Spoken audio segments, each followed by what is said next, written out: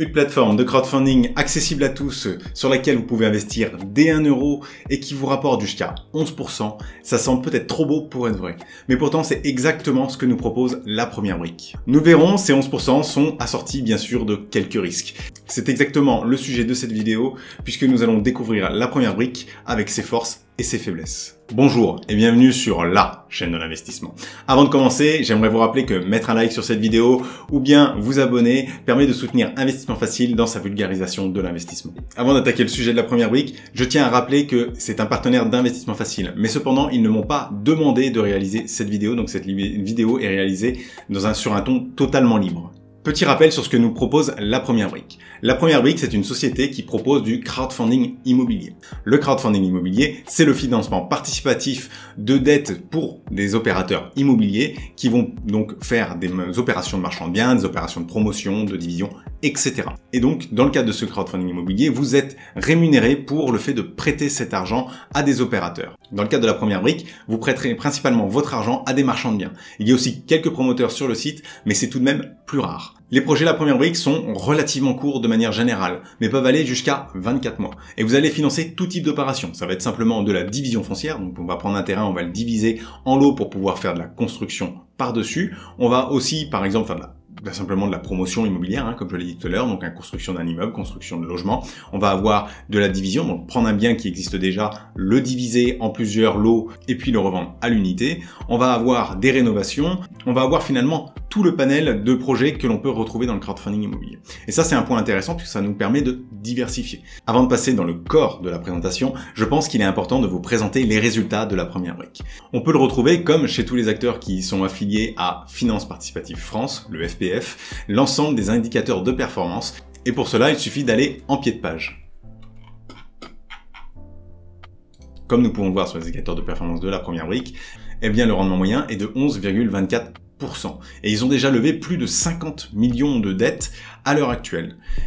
Et on se rend compte que la plateforme est relativement jeune, c'est-à-dire qu'elle a commencé en 2019 avec 7 projets, 2020 avec 11 projets, et qu'elle a explosé à partir de 2021 avec 75 projets en 2021 et 152 projets en 2022, soit presque 3 projets par semaine. C'est énormissime, il y a très peu de plateformes qui peuvent se permettre ça.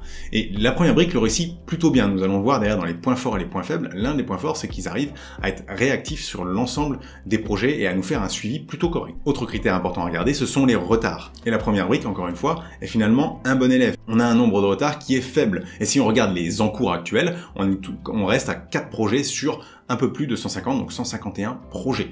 Ce qui fait, en grosso modo, un taux de retard d'autour de 3%. Alors, je calme un petit peu les ardeurs, simplement parce que aujourd'hui, la plateforme est relativement jeune et comme on le voit, c'est vraiment sur les 2 dernières années que le nombre de projets a explosé. Comme la plupart des projets ont été financés récemment, on va voir les impacts des retards dans les prochains mois. De même, il n'y a a priori pas de défaut ou il n'y a pas de perte encore sur la première brique, mais les pertes mettent plusieurs années à arriver. Donc, il va falloir attendre 2023, 2024, peut-être même 2025 pour pouvoir voir les premiers projets réellement en difficulté. C'est à partir de ce moment-là que nous pourrons tirer des conclusions plus précises.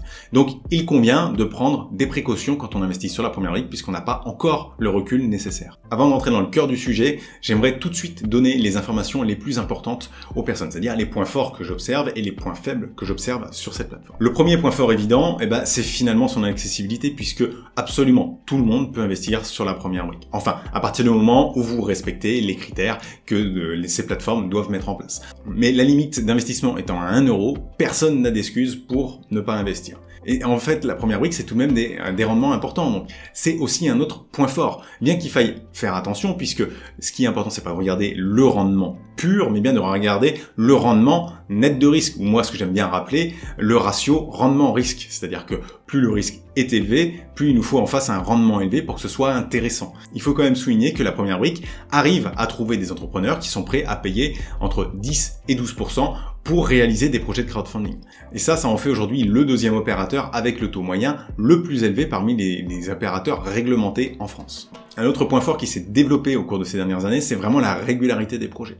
Il est très rare d'avoir une semaine, 10 jours sans projet de la première brique. Alors certes, ça arrive, mais on arrive régulièrement à avoir 2-3 projets par semaine, ce qui nous permet de faire un certain filtre et de n'accepter qu'un certain nombre de projets.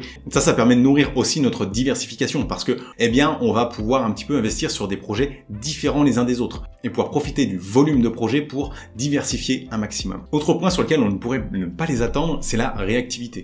L'équipe de la première brique est généralement très réactive. Alors, il peut y avoir des petits loupés, parfois, comme sur toutes les plateformes, mais on se rend compte que pour une plateforme qui a déjà fait plus de 200 projets, le suivi des projets notamment est très bon. On va recevoir des mails très régulièrement. Grosso modo, j'ai un mail toutes les 2 semaines sur mes suivis, alors que j'ai moins d'une dizaine de projets. Ce qui en fait vraiment un des meilleurs acteurs sur le marché à ce niveau-là. Cependant, tout n'est pas rose, et je veux mettre le haut là tout de suite. Là, quand j'en parle, on a l'impression que, finalement, on n'a que des points positifs à investir sur la première brique. Mais non, il y a des points faibles, et je vais vous les énumérer, et je vais aussi vous rappeler les risques qu'il y a à investir sur le crowdfunding immobilier. Déjà, j'aimerais souligner que s'il y a des taux plus importants, c'est que le risque sur les projets sont souvent plus importants. Et sur un critère que beaucoup de gens minimisent, c'est l'expérience des promoteurs. Il y a finalement assez peu de promoteurs ou marchands de biens expérimentés qui viennent sur la première brique. On a souvent des opérateurs avec finalement assez peu d'opérations, 0, 1, 2 opérations, qui viennent se financer sur la première brique.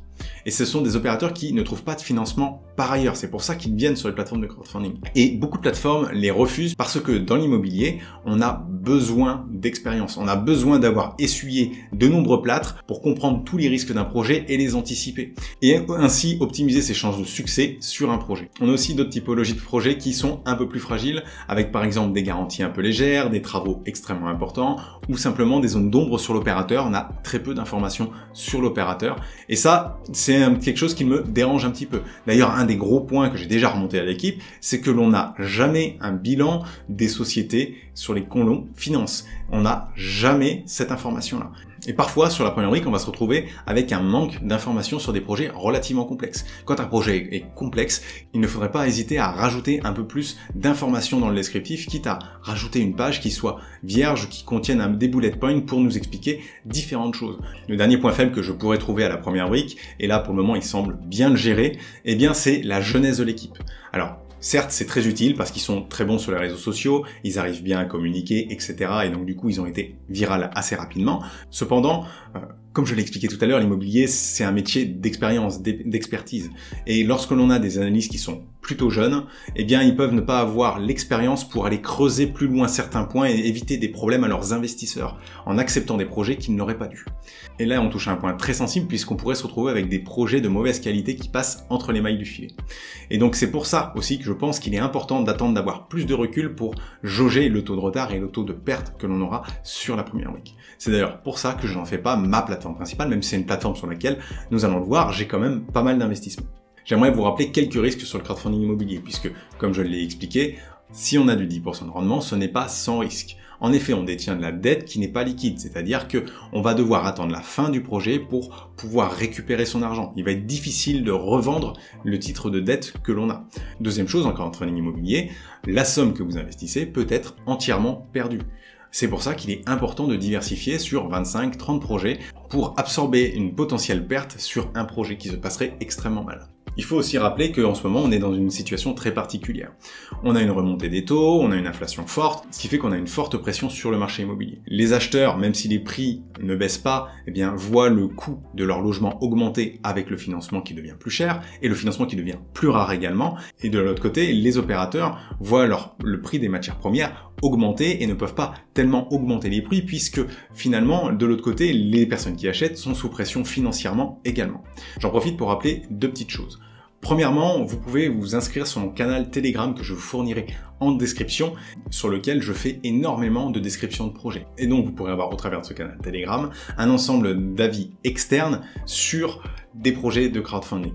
Je pense que c'est ultra intéressant, notamment quand on commence, de pouvoir savoir quel point regarder sur chaque projet. De plus, si vous souhaitez avoir des avis sur d'autres plateformes, je vous invite à mettre un like sur cette vidéo pour m'encourager et à vous abonner à Investissement Facile pour pouvoir recevoir les prochaines vidéos. Nous allons maintenant passer sur le site de la première brique, juste après vous avoir fait un rappel sur le partenariat avec la première brique. Effectivement, la première brique est un de mes partenaires.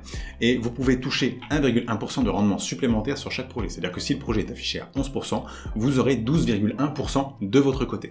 Et pour ça, c'est finalement assez simple. Il faut utiliser le code IF1, je l'explique sur cette page que je mettrai également dans la description.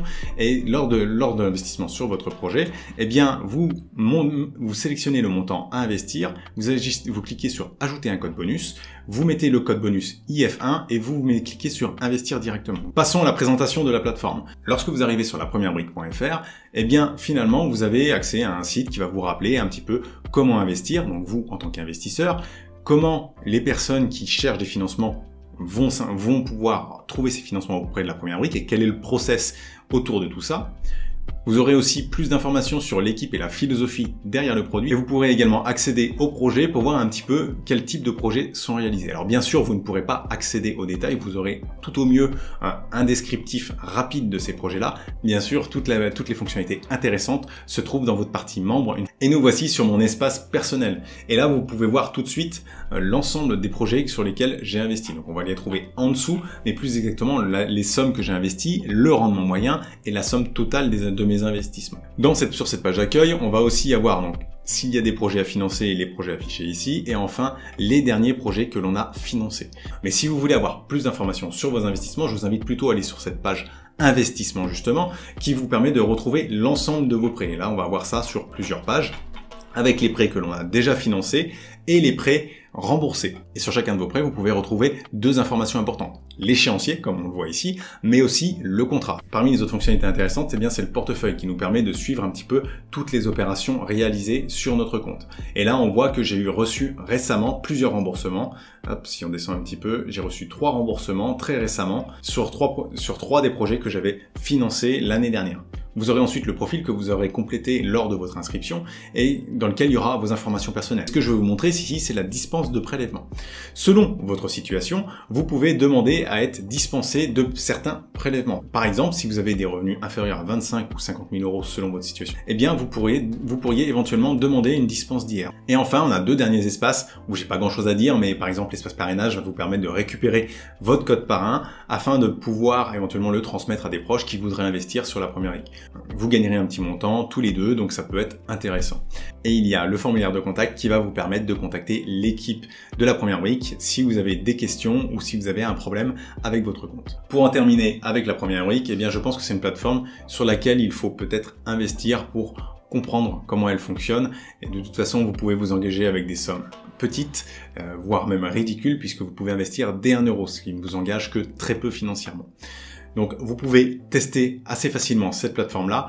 La grosse contrainte, et là c'est quelque chose que j'ai oublié de citer tout à l'heure dans les points faibles, c'est que la plupart des financements partent très vite. Il faut être sur la plateforme à l'heure pile et être extrêmement rapide pour pouvoir espérer avoir un projet. Si vous venez de vous inscrire, vous pourrez avoir un projet un peu plus facilement parce qu'ils ont un système qui permet aux personnes qui viennent de s'inscrire d'avoir un léger avantage en termes de timing et vous pourrez ainsi avoir quelques secondes pour investir de plus que les investisseurs qui ont déjà investi. Mais après, dès qu'il s'agit d'investir sur un deuxième projet, c'est la guerre, c'est très compliqué réellement d'investir et ça crée parfois de la frustration chez les investisseurs. Globalement, mon avis personnel est quand même très positif sur cette plateforme-là, même si je fais attention à l'évolution de cette plateforme-là, parce que comme je l'ai expliqué à 2 reprises, on a assez peu de recul sur les retards, sur les pertes que nous pourrons avoir au final. Donc pour le moment, je reste avec un portefeuille relativement diversifié, avec des sommes relativement modestes sur chaque projet, pour éviter de prendre trop de risques. Si cette vidéo vous a plu, n'hésitez pas à mettre un like dessus et à vous abonner à Investissement Facile pour découvrir mes prochaines analyses de plateforme et découvrir aussi mes prochaines vidéos de vulgarisation sur le sujet de l'investissement et du crowdfunding. Je vous dis à très bientôt pour une nouvelle vidéo.